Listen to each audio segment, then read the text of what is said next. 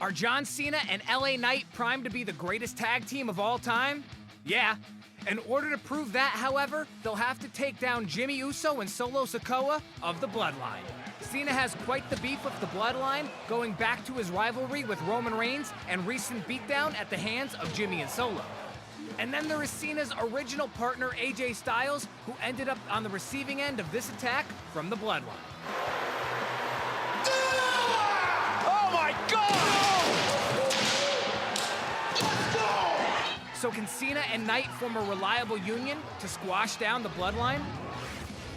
With tonight's last man standing match, Shinsuke Nakamura has put himself in the driver's seat heading into WWE Fastlane.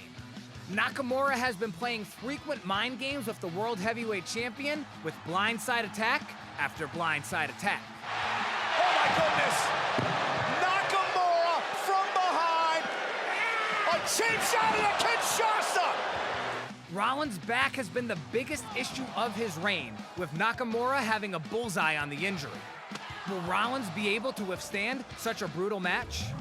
You are listening to your WWE Sports Betting Preview. I'm Cav Manning, and I come from the Lingus Mafia podcast. All of my stuff is at Lingus Mafia on X or Twitter or whatever you want to call it. I am along with your sports bettor extraordinaire. His name is Mr. Billy Body. How are you handling that change? Because I've gone from saying on Twitter or X, and now I've done away with the Twitter. It felt like it would never feel right, but I've now made the commitment to X. I'm now just at LockBetting X on X. I still do say Twitter, and like I try What about to. formerly? What about Twitter? Did you ever say that one? No. Actually, it still says X, formerly Twitter, when you get the emails from me. Have you noticed that? No, I haven't. It's funny because I think like everybody who's on that kind of stuff knows anyway.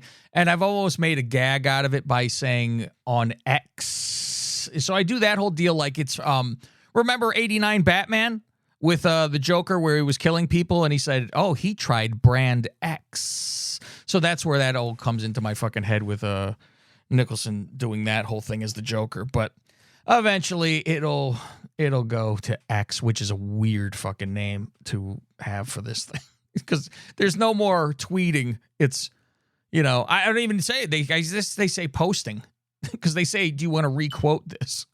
It's not even no more retweeting, Yeah, that's it. That's the other one. Are you still tweeting or are you Xing or just posting? Yeah, it's a difficult one. That film is that actually renamed Batman 89? Have they gone back and renamed it because of all the other attempts at Batman that they did? No, it's just Batman, but I think it's either people will say Tim Burton's Batman or you would say, Batman 89 or Michael Keaton Batman. Just to distinguish it, but yeah, it's just that.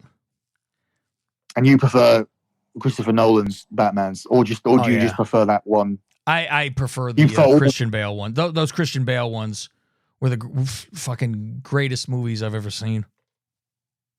You know what? I actually rewatched one number 2 came out again for Christmas, the one with Penguin in it, and actually it's a lot better watching it as an adult. First of all, and I really upgraded the film a lot, and now I actually feel like I enjoy the 80s and 90s ones like that. I feel obviously not the one with Arnold Schwarzenegger in it, but I think I like those 3 films better overall.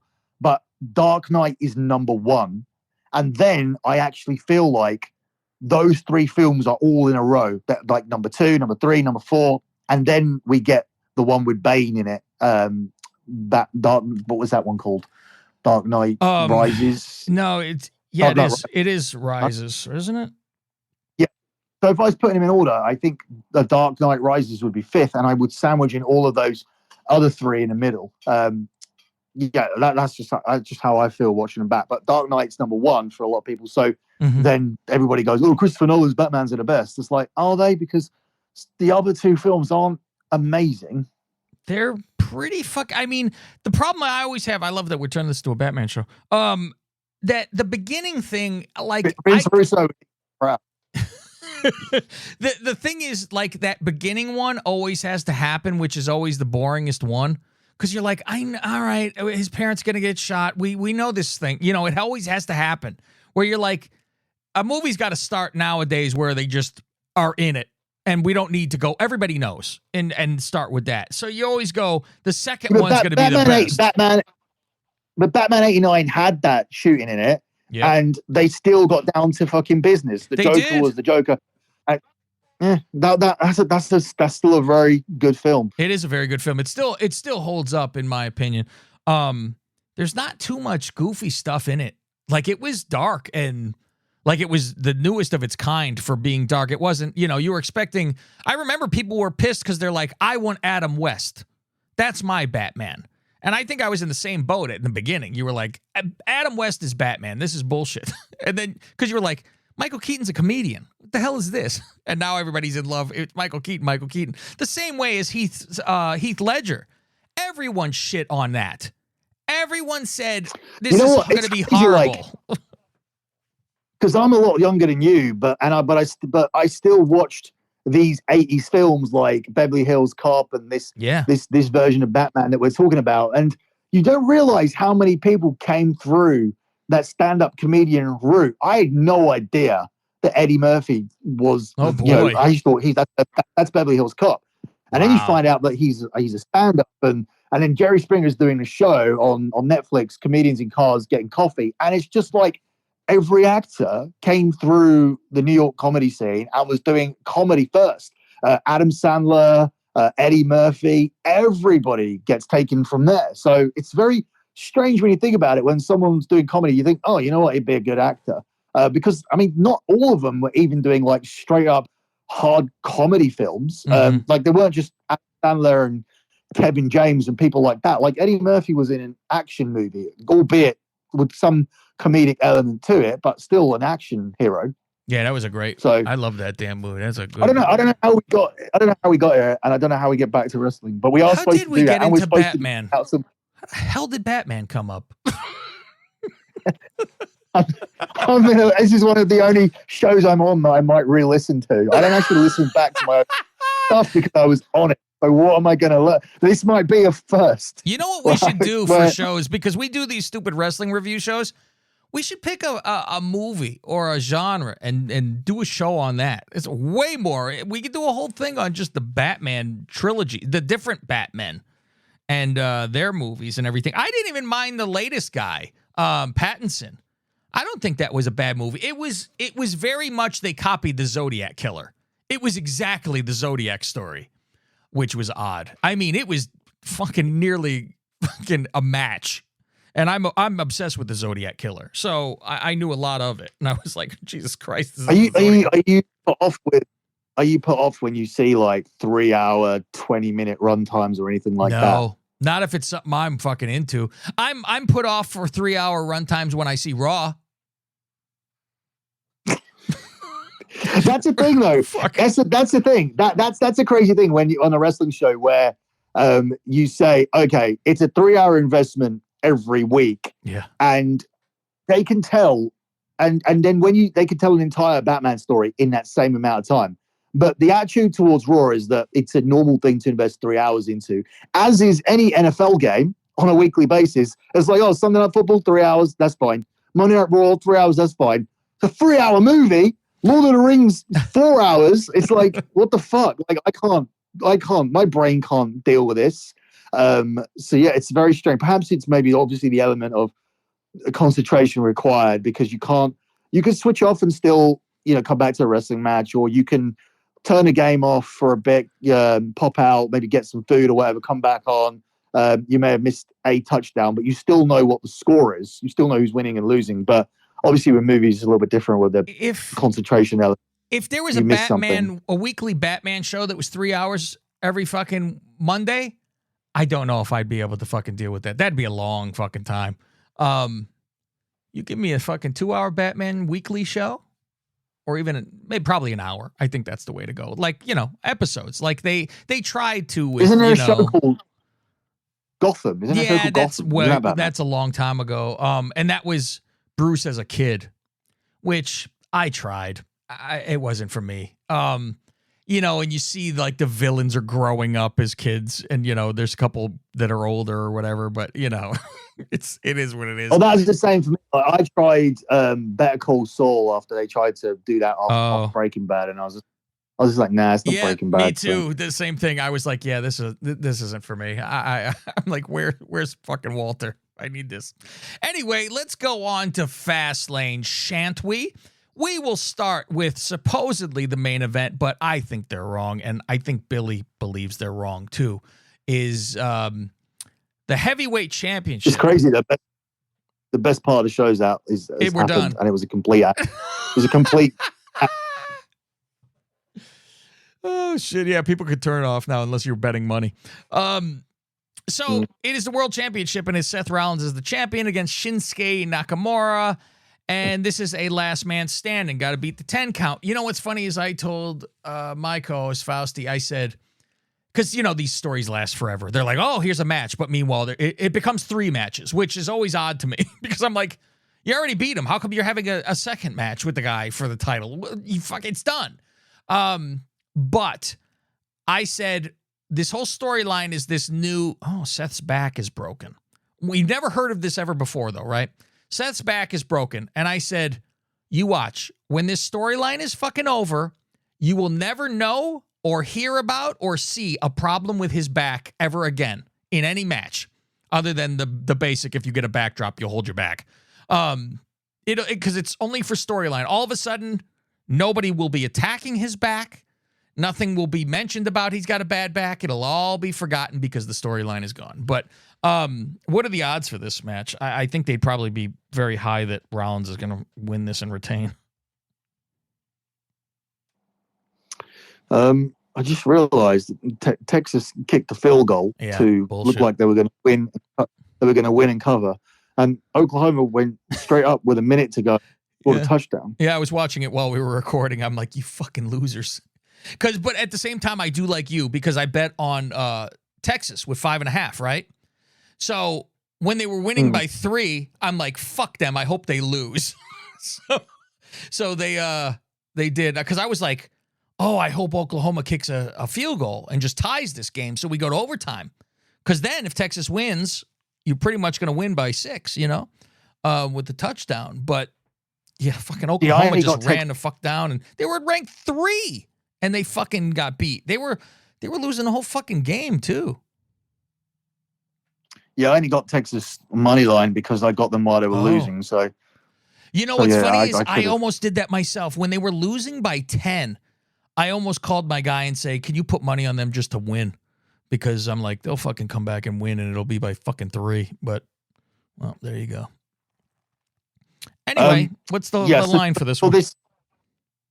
Yeah, the line for this has Rollins as the 2-7 favorite, which is minus 350. $350 just to win 100. And you have Shinsuke Nakamura at 5-2 plus 250. $100 makes you a $250 profit. Let me ask you, as a professional with betting, do you find that to be worth it? Like, you can go, I can make $100, and you know. I mean, are you that confident, though? But you go, it's pretty fucking sure that Seth is going to win this. I can win $100. I just have to put down this much, though, but it's a free $100. Yeah, well, I don't really look to lay those bets singularly, but because it's just not a habit that I have. But I do look at and I look at another match on the show or another thing that's happening in sport. For example, if we were to look at the NFL this weekend and we would play Miami, and we would take the teaser line for obviously more value, say Miami Dolphins minus 6 under a touchdown, and then we parlay them with Seth Rollins, I would do something like that.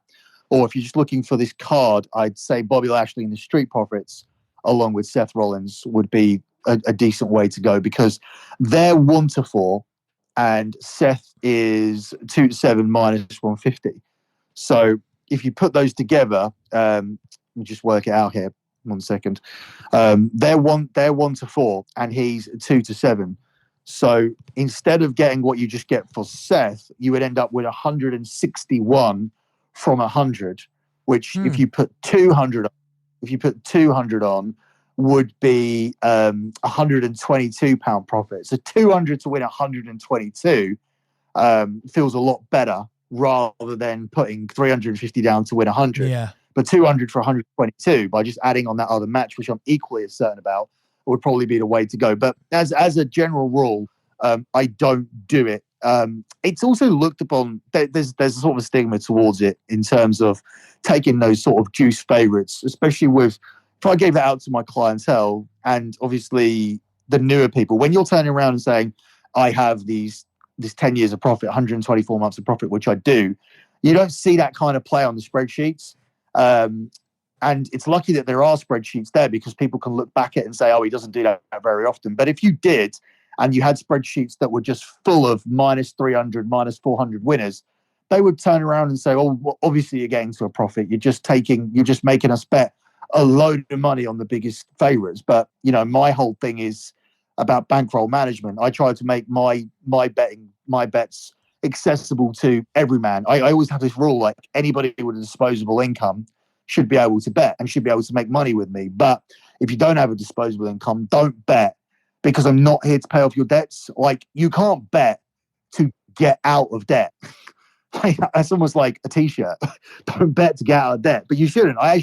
It's not just me being a do-gooder and saying that. I don't think that if you have a fucking life or death debt, or you're trying to pay for this, that, or the other, or you're trying to get it's different if you're trying to get an object, like a material object, or you're trying to, maybe you want to go on holiday or something like that, which you can live without or live without. But, you shouldn't bet to try and get out of a bill or anything like that. Or if you're living above your means and you think, oh, betting's going to solve the issues. Like, I would never want that kind of pressure on my shoulders, which is why when I was in K100 and Conan said to me, I got some shit that I need to pay for.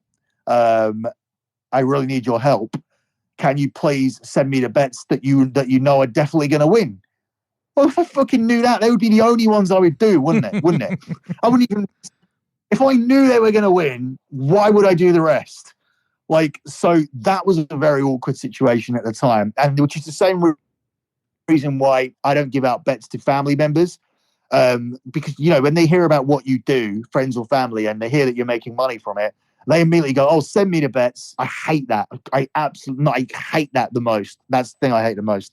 When someone says, oh, send me your bets, I want to make some money as well. And if you know them, it's like, no, I don't. I'm not interested in that. All right. So let's go on to another match that is, which we think will be the main event. And that is Cena and LA Knight versus the Bloodline. That is Jimmy Uso and Solo Sikoa. I would assume that LA Knight and Cena win. LA Knight gets this Cena rub, and Cena pretends that LA Knight's the biggest star he's ever met in his life and holds his head. Oh my God, I'm getting to team with LA Knight. What are the odds here?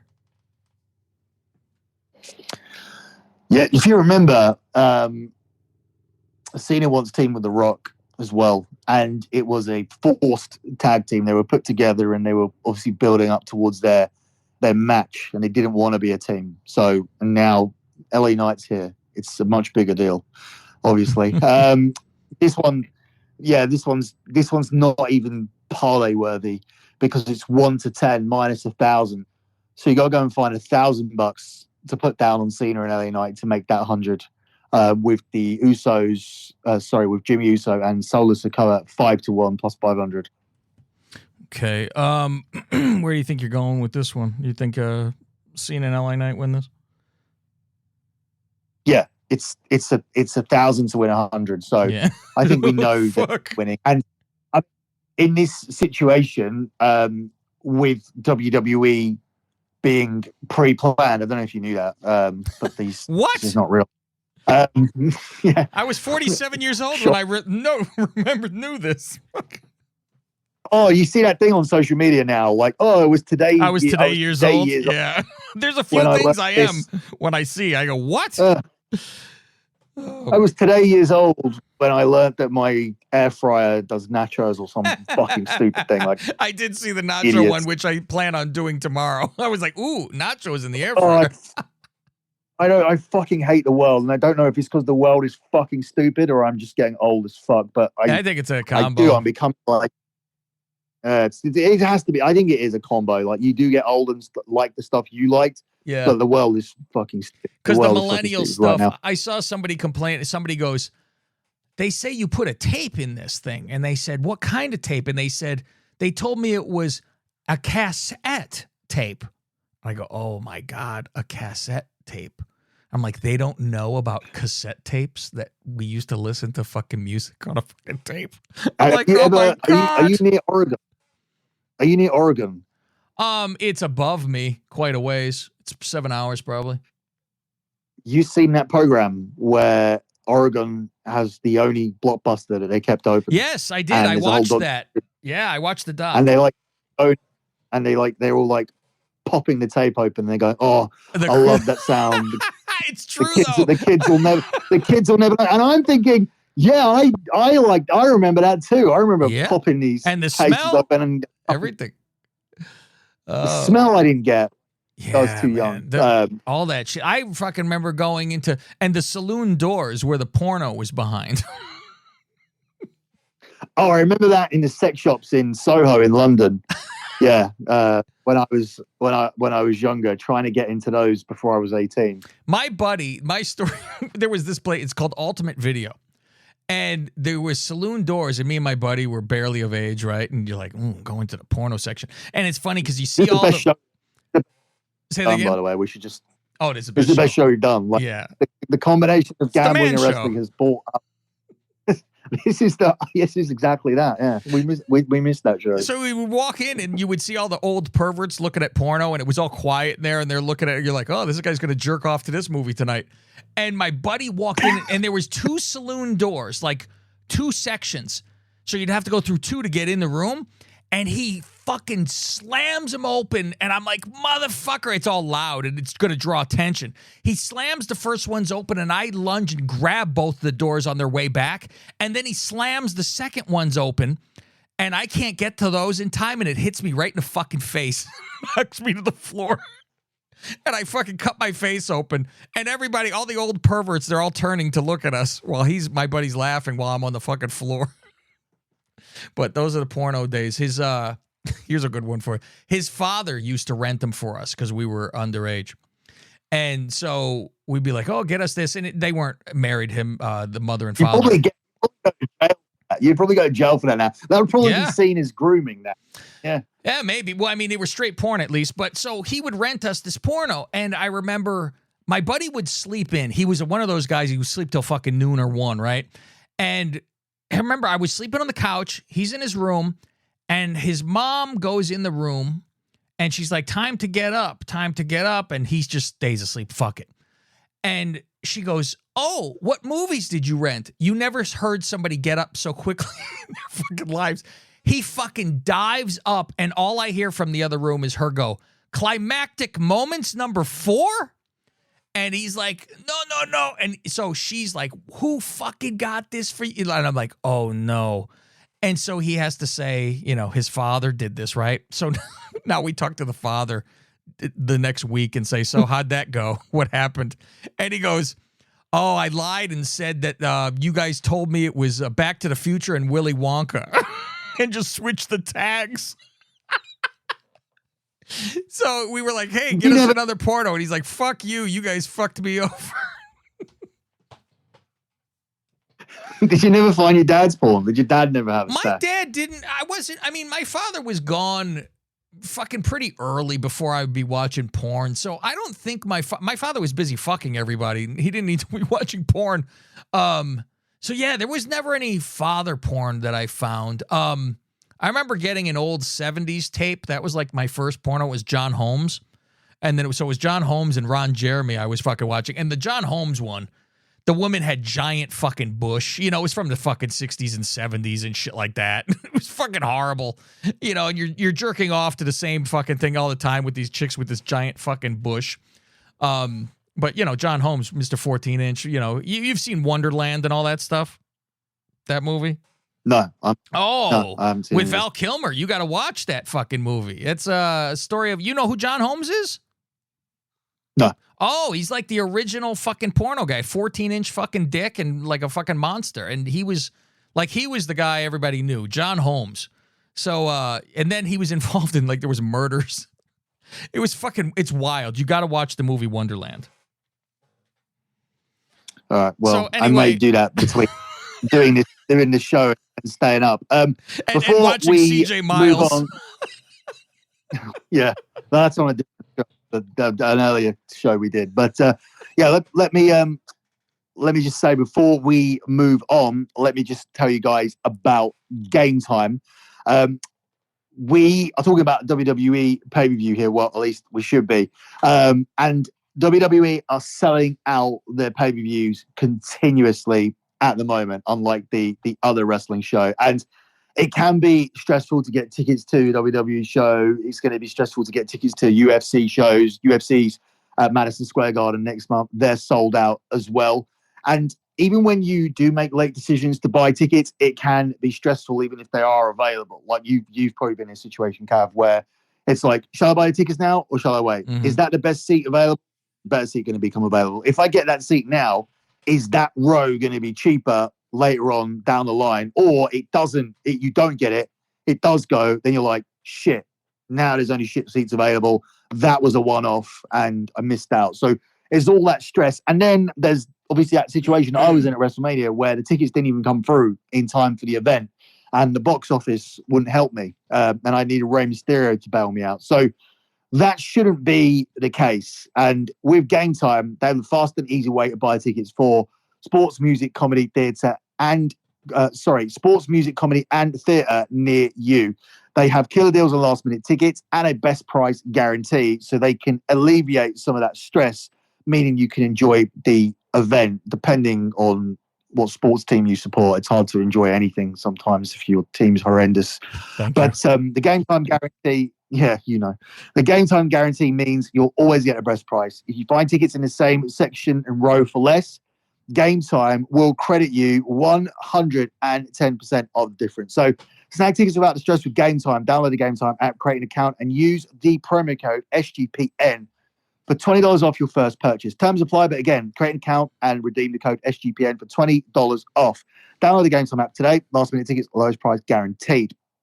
Let me also tell you guys about Hall of Fame Bets. Hall of Fame Bets allows you to stop betting in the dark and allows you to join over 30,000 users researching Hall of Fame Bets to craft more intelligent, data-driven parlays.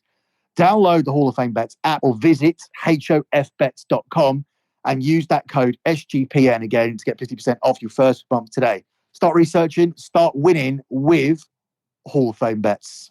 By the way, you're going to have to do a lock at the end of the show. So before you do the lock, have it ready. Okay.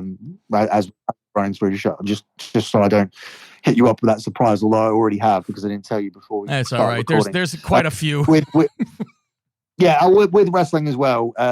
They allow parlays up to 3 selections, but because it's wrestling, they don't allow any more. Because obviously, if you know the results and you work for WWE and you parlay 8 matches together, even if they're like at short odds, you are going to be able to regularly milk the bookies. So they only allow parlays of up to 3.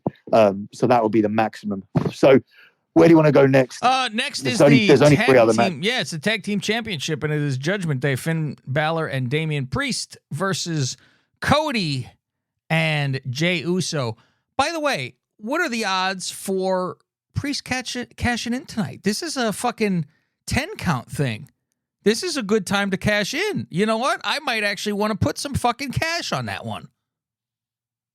So let me have a look, because what I'm using right here, what I'm using for this show, where I'm getting the lines from, they don't have it, but I am going to shop around. I'm going to put it into a search and see if any book is offering it, so I can at least offer some for that. In a perfect world so it's Cody and Jey Uso, right?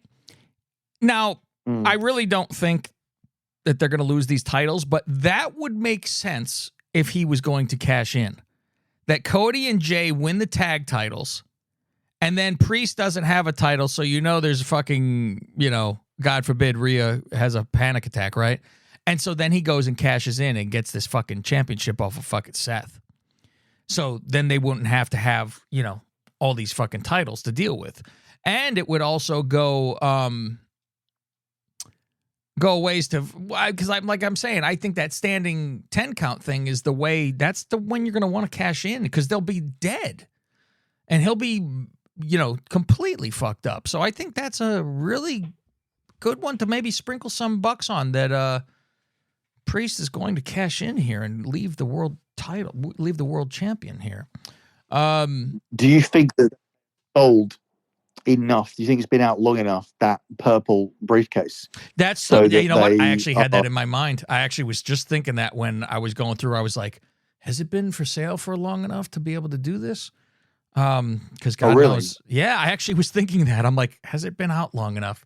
What's it been out? Probably a month, maybe. Hadn't been that long. Yeah, I mean, JD gave it to him. Yeah, about a month. I think it was the night after they won the tag belts, which would have been the last pay-per-view. So it's a month maximum, because obviously he was involved in that. Yeah, and he was yelling at him. He's like, I have a gift for you. Here you go. And gave it to him. That's a good thought, because they are more about marketing and getting that out there. And now they really don't care that if it's a bad guy or a good guy that's selling stuff, because everybody sells. It doesn't matter who you are when it comes to being bad or good. So, to me, though, it's hard for me to see Cody and Jay winning these tag belts. I'm like, Jay just got out. Jay's in a singles thing. He's starting a singles career. He's going to have the tag belts? That's rough. Cody's going after the world title. He's got to fucking have a tag belt? So in that case, I would say that Judgment Day holds on to the titles, and then maybe fucking Priest ends up with 3 fucking belts. And how about this? Because this company is so goofy. Ready for this one? Ready for it? Here we go. He wins the world title, right? And he goes, I don't need these other belts. I've been horrible to JD. JD, you have my tag belts. Now you're tag champions with Finn. Now everybody has a fucking titles.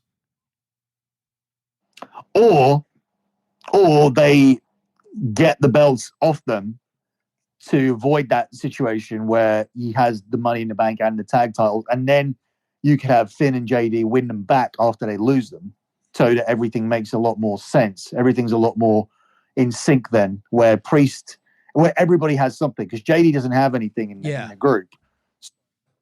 You could say to him, he could next night lose on the Raw. tag belts. Yeah, he could lose the tag belts tonight, but also win the title, and then they team that then go for the belts. That would make more sense. But I think it's a very predictable card. It's very easy to go down the line and take all the favorites. So I think if I took any underdog here, it would be this one. Judgment Day at 1-3. So similar odds to Seth Rollins, although I'm much more certain about Rollins than I am about Judgment Day. So slightly worse odds, but on Rollins, you get 300 back on Judgment Day. You get 350 back on Rollins. But you need to put 300 down to make 100 for Judgment Day. You need to put an extra $50 down on Seth. I would much rather $50 down, because I actually think there's more value in Seth. I'm not 100% sure with the Judgment Day here. I can see a hot potato situation where they get the cheap pop tonight and then they lose them back in order to set up War Games. They've just done that with Dominic Mysterio, so it could definitely happen here. So I can't take a card of favorites, because that actually doesn't win very often. It does on AEW. AEW tends to just go with and do what everybody thinks. On WWE, I can't remember the last time there was a card of favorites. In fact, even the last pay-per-view, even when Judgment Day won these belts, they won it like Sammy. They do tend are not involved in heavy pushes, and that's Rey Mysterio's belt and this Judgment Day belt. These Judgment Day belts at the moment, because they don't need them. It's not a part of their push, and you could probably argue, I don't think Io Sky's push is that strong either at the moment, but we'll talk about that next. So yeah, I'm going to take Cody and Jay for the pop, and so this card, this show, can have some sort of historical significance rather than just being a fun show with lots of stars on it, like Cody and John Cena and LA Knight and Seth Rollins, etc. But it can be more than that. It can be something where they said, "Oh, we got some belts moving tonight." Yeah, I'm. The more I'm thinking about it, the more I'm into Priest winning this title at the end of the night. Women's championship match. It's a three-way. Io Sky champion versus Asuka versus Charlotte. I think that Io will win this one, and I think that Asuka and Charlotte will get into a feud here tonight, even though they kind of were semi already. But I think it's going to be one of those where their heads clunk together and one gets rolled up, and so they get pissed off at each other. But Io escapes, slides right out with the title while the two of them fight afterwards. Yeah, have you noticed that Charlotte's been involved in a lot of this triple threat stuff, where when Asuka won the belt from Bianca, Charlotte got involved in that as opposed to doing the Bianca Asuka rematches. Charlotte had to be involved in the title picture. Then Io does the cash in. She cashed in on actually Bianca, who hasn't been seen since, and Charlotte is involved in the program, which looked like it was going to be that all Japanese program with Io and Asuka, which, by the way, a certain demographic of wrestling fans were fantasizing and salivating over, which is unfortunately the type of audience that wrestling pulls in, where they thought that was a really cool thing that they were wetting themselves over. I couldn't care less, and this is one of the instances where I couldn't care less that Charlotte's involved, because actually this is Charlotte making it a little bit more better, a little better and more interesting. Whereas normally I'm like, why are you in that? Why are you in this? In fact, didn't Charlotte, the over saturation of Charlotte being involved in anything, literally turn Becky babyface initially, where people were just like sick of Charlotte? When Becky turned heel and gave her reasons for it, she was cheered and turned babyface back instantly. So there was an acknowledgement that Charlotte was overused and put into the title programs too easily and too often. And 5 years down the line, she's still making up triple threat matches. So I think this division badly needs a fresh coat of paint away from the four horsewomen. I don't care that Sasha Banks isn't there. I don't care that she's going to work somewhere else, because Tiffany and Jade Cargill are the future of this division. We did an entire podcast on it. If you want our bonus content, it's over on the Dirty Sheets. Just go to the Dirty Sheets podcast, and you can right click subscribe to get the bonus content, because over on the Wrestling Informer this week we dropped some news. We talked about Jacksonville Jaguars owner Tony Khan and how he just likes to waste money because he's not I the owner, believe but close enough. Yeah, but his dad is the family. I believe the family on the whole are using pro wrestling as a way to money wash, because they cannot be seriously trying to run it as a business. If you listen to that show and hear some of the money they threw out and some of the decisions they made in terms of what they tried to offer Jade Cargill and what they paid for Adam Copeland in comparison to what WWE are offering based on the actual numbers that he did. But Tony Khan said, don't worry about the numbers. Don't worry that you don't do any numbers that are sufficient or significant on YouTube or television, or your merchandise sales are very average compared to what you're paid.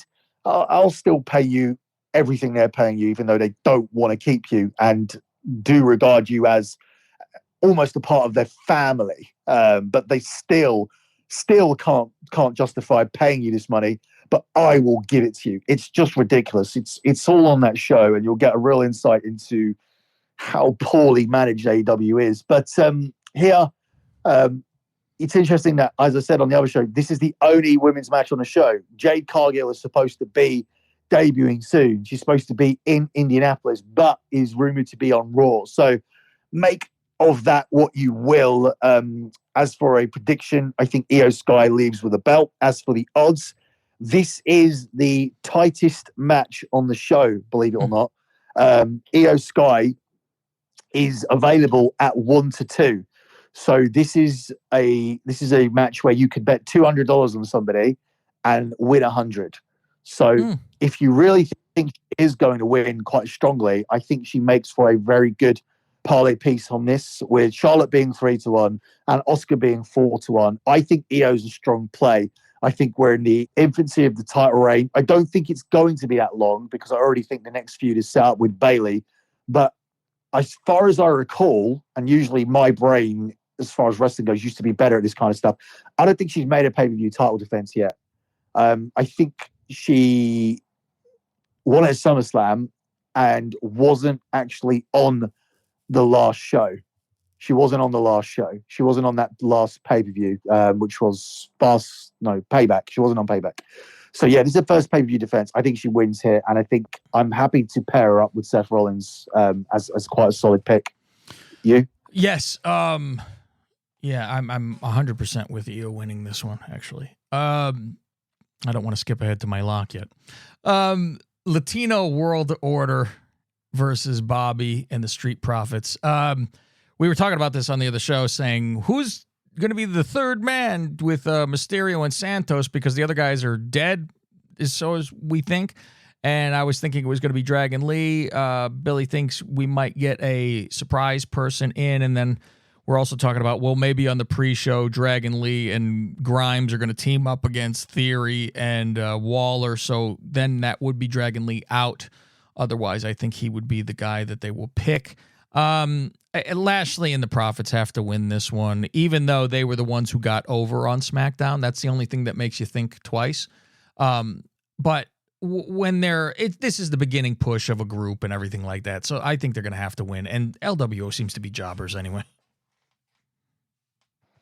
Yeah, the only thing that worries me is the mystery partner and whether that will be somebody who's just another LWO guy, like someone like Carlito or Dragon Lee, or whether it be somebody who genuinely gets into it with Bobby Lashley, like, I don't know, Brock Lesnar or someone. Because that would be very concerning if you bet on the Street Profits and Bobby Lashley and Brock Lesnar walks out because he's known Rey Mysterio for 20 years and he could easily be the partner.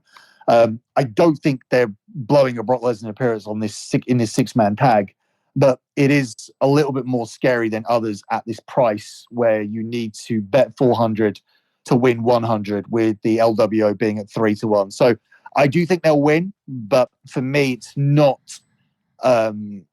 worth those odds. I would be looking at this being a little bit longer than the Seth Rollins match, not shorter. Okay, so let's go to our lock of the week. I'm going to do the one that's actually pretty close, Billy. What did you want to say? Something? Yeah, no, go on. Sorry. Okay. I'll say it. So I'm going to go with Io to win this one, just because I really think they're just going to have Charlotte and Asuka have a fight with each other. And I think it's going to be one of those where Io could get away with shit. And she's barely had this belt. She, like you said, I don't even know if she's had really a title defense. I think she had one, like we said. So she needs something at least here. And like you said, you think it'll go to the Bayley storyline with her having a feud there. So I expect her to. And this is one of those you can get away with not having, oh, well, she walked out with the title, but she didn't win because it was a DQ and there's some bullshit that happens. There has to be a winner here. And if she doesn't get the win, she won't have the title. So if she loses, it can't be like a DQ and all that kind of shit. So if she holds on to the belt, she has to win the fucking match any way possible. So I think she's going to leave with a win. Okay, obviously there was limited options there unless you did decide to parlay something. But we'll talk more about that in a second, because I think given the limited options, what we might do is actually do a lock where we parlay. Take one selection each, like we do on our NFL show, okay. where we give one teaser pick each. So I might turn your lock into a parlay because I do agree with it. So yeah, I'm going to make that a 2-tier parlay. So Cab's selection, and this is for novices who don't understand how parlays work. Cab selection means that if you bet 100 down, you make $50. So you're on $150 at the moment. And the way the parlay works is that, say the EO Sky selection was leg one, all of the money from leg one, which would at the moment stand at 150, would go on to leg two. So Seth Rollins at 2-7 or minus 350 would have the 150 that Cav won from Io Sky, then go on to the Rollins selection at 2-7, which would actually add another £43 profit to the bet. So as a 2-team or 2-selection parlay, this upgrades to £193 from 100. So 93 to 100. That's actually better odds than when you take a spread on an NFL game. So, and I'm more certain about this than any spread this weekend. So your lock on this show is going to be a 2-selection parlay. Io Sky from Cav at 1-2 minus 200. Seth Rollins from me at minus 350. And that pays you £193 for a £100 stake or a $100 stake for a profit of $93 or £93. That's it for me. And Cav, for your WWE, I've forgotten the name because it's not normally at this time of year, WWE Fastlane preview. Good luck with all of your bets as always, and thanks for listening.